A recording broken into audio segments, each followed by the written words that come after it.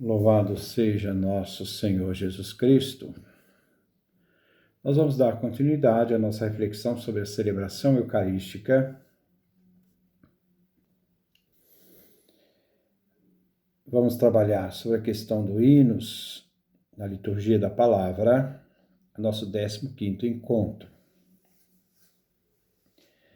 Nós devemos procurar ter muita atenção a esses cantos dentro da liturgia da palavra. Nós temos esse responsório gradual. É um canto responsorial, onde o solista canta um trecho da música que é respondida pelo coro ou pelo povo em ação litúrgica. Nós temos o salmo responsorial, temos também o gradual, é usado na missa tridentina. Na reforma da liturgia, ficamos com o salmo responsorial e o canto de Aleluia. O salmo responsorial vem cantado entre o povo e o solista. O povo repete o refrão, o solista canta os versos. Existe uma profundidade entre a música cantada pelo solista e respondida em refrão pela comunidade. Durante a semana, existem duas leituras. Nós temos a leitura do Antigo Testamento ou do Novo Testamento, depois um salmo, depois o Evangelho. É sempre uma leitura, o salmo e o Evangelho. Essa leitura pode ser ou do Antigo Testamento ou do Novo Testamento, dependendo se for ano par, se for ano ímpar. Diante disto, durante essa semana, existem essas leituras e entre elas está um salmo e ao mesmo tempo, depois do salmo, vem o canto do Aleluia em preparação para o Evangelho. Já no domingo, existem, primeiro, a primeira leitura, o canto do salmo, a segunda leitura e o canto do Aleluia. Se canta o salmo e o Aleluia. O objetivo dos cantos é que a comunidade reflita sobre aquilo que acabaram de ouvir. Por isso, entre a leitura e o salmo responsorial, deveria guardar um silêncio, um tempo de silêncio, para uma reflexão pessoal diante da palavra ouvida. Hoje, por questão da mídia, que não pode deixar espaço para o silêncio, acaba que na liturgia, de uma forma mais apressada, se atropela o silêncio entre uma leitura e outra. Entre o salmo durante a semana, ou após a segunda leitura, isto é, entre os salmos durante a semana, nós vemos que se deve ter este silêncio para poder, então, a comunidade refletir. O mesmo deve acontecer após a segunda leitura no domingo ou após o canto do salmo durante a semana, pequeno espaço de silêncio para o canto do Aleluia. Lembrando que o Aleluia não se canta no tempo da Quaresma. Quaresma não se canta Aleluia. Deixa para a Vigília Pascal, quando se canta o Aleluia solene. Hoje, o Aleluia é visto como uma forma de anunciar o conteúdo do Evangelho. E se deve respeitar este conteúdo. Normalmente o Aleluia vem, tirando o tempo da Quaresma, e depois vem um texto bíblico que ilumina a palavra que vai ser proclamada. Quando se tem a sequência, que também não é mais obrigatório hoje, a não ser algumas sequências que ainda continuam obrigatórias. A sequência da Páscoa, de Pentecostes. Na história, o gradual, depois na nova liturgia, o salmo responsorial e o aleluia, são traços de um canto responsorial muito antigo. Haveria um diálogo entre o cantor e o povo que respondia ao corista. Na antiguidade, somente o cantor recitava o texto e o povo respondia. O aleluia, o cantor cantava sozinho. A comunidade repetia. O cantor iniciava o salmo cantando o versículo que o representa e depois o coro repetia com o aleluia. A função do refrão era acentuar o sentido profundo do salmo que se canta. O novo dicionário se deve ter atenção que o salmo responsorial são metrificados. A melodia deve se adaptar à letra e se deve observar os acentos. Muita atenção, depois vocês podem também perguntar aos seus padres a diferença entre os asteriscos e a cruzinha dentro do salmo. Isso tem um significado importante na forma de entoar, de cantar este salmo. Nós vamos, então, para terminar essa parte, a introdução geral sobre o missal romano nos fala sobre essa questão da liturgia da palavra. No número 33 da liturgia da palavra diz: a parte principal da liturgia da palavra é constituída pelas leituras da Sagrada Escritura e pelos cânticos que ocorrem entre elas. Então, os cânticos são partes integrantes da liturgia da palavra, que é o canto do Salmo e o canto do Aleluia, sendo desenvolvida e concluída pela homilia, a profissão de fé, a oração universal dos fiéis. Então, quando começa a liturgia da palavra, nós temos a coleta. Ao terminar a coleta, nós terminamos o rito introdutório, aí inicia o rito da palavra. O rito da palavra é constituída dos textos do Antigo e Novo Testamento, de um salmo, de um canto de aleluia, do evangelho, isso tudo é liturgia da palavra, da homilia, que é parte constitutiva da liturgia da palavra, do credo, que é a resposta da igreja à palavra, e depois a oração dos fiéis.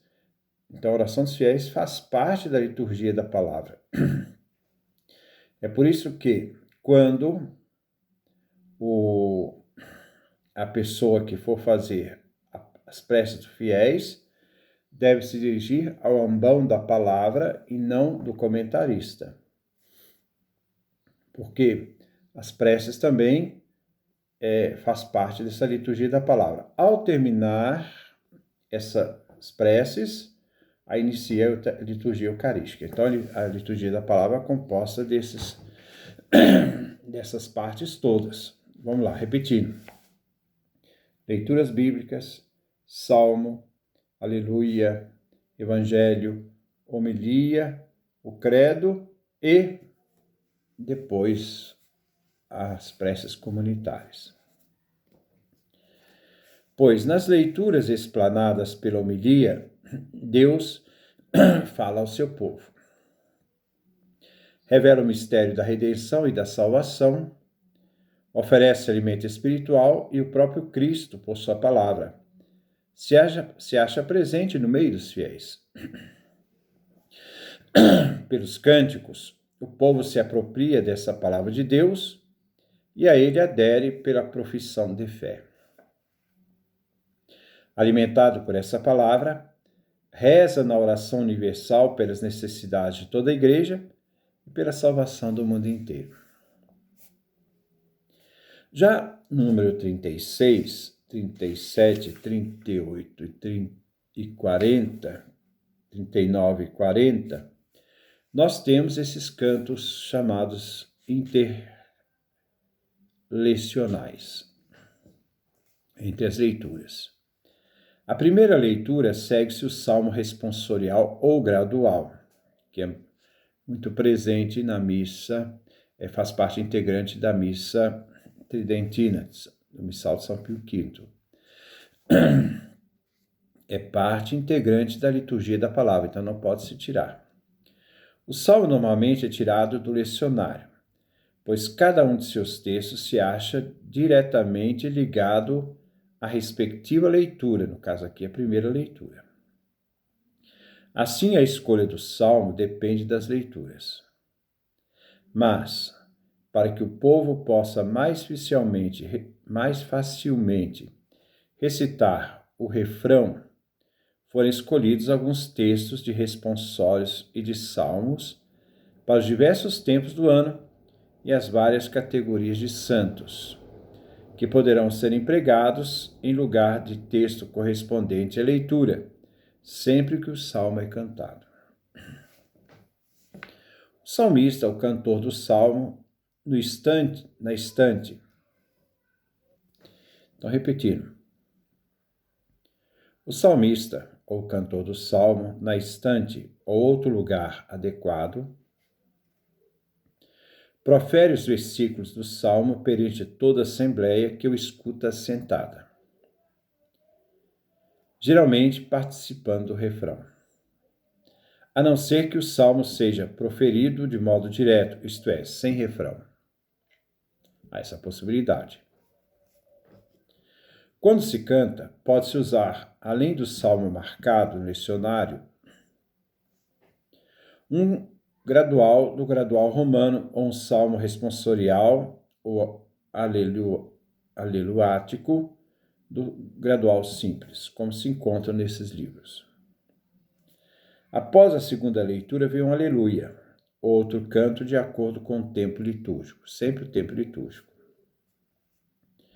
O aleluia é cantado em todos os tempos, exceto na quaresma, sendo iniciado por todos ou pela escola ou cantor, podendo ser repetido. Os versículos são tirados do lecionário ou do gradual. O outro canto consiste no versículo antes do Evangelho ou um segundo salmo ou trato, como se encontra no lecionário ou no gradual. Então, vamos ver que o lecionário traz o salmo responsorial e o gradual traz as músicas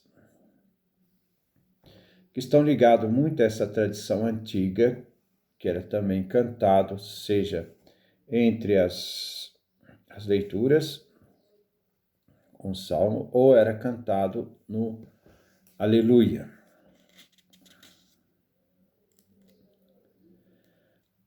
Outro canto consiste no versículo antes do Evangelho, ou no segundo salmo ou trato, onde se encontra o lecionário ou no gradual. Havendo apenas uma leitura antes do Evangelho,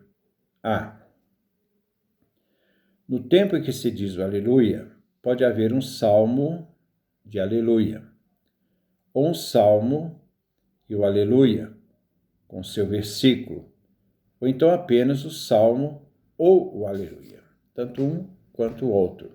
São três possibilidades. Vamos repetir.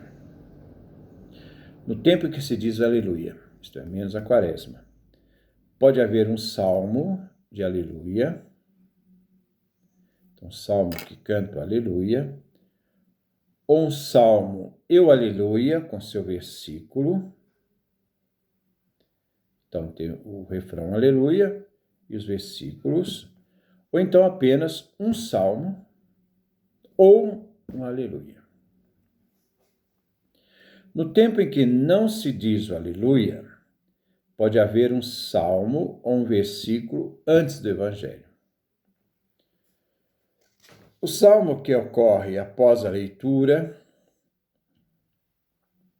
se não for cantado, seja recitado.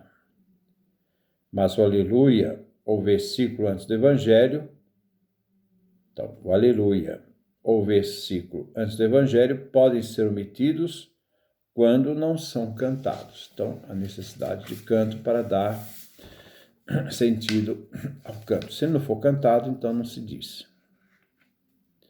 As sequências são facultativas, exceto nos dias de Páscoa e Pentecostes.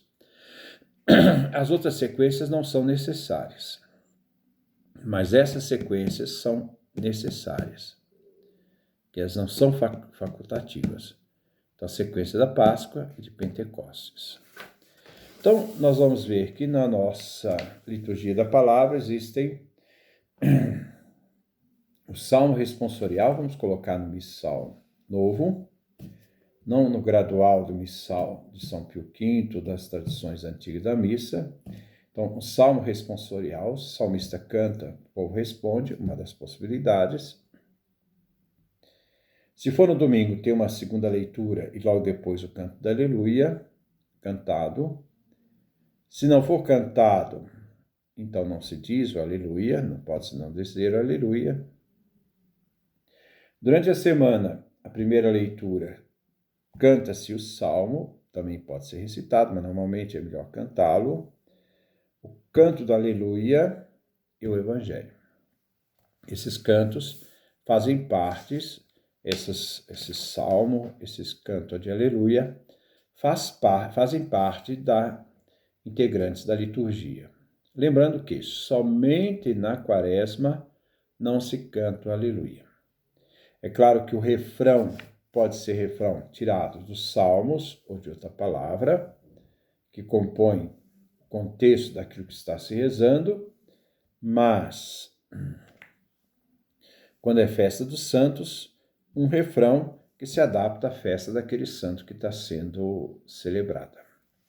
Então, este é o nosso contexto. Depois nós vamos já passar para o credo na celebração da Eucaristia, depois as preces comunitárias, que também fazem parte integrante da liturgia da palavra. E só depois, ao encerrar a liturgia da palavra, é que nós, então, iniciamos a liturgia eucarística. Que Deus nos dê a sua graça, a sua bênção, a sua face resplandeça sobre nós.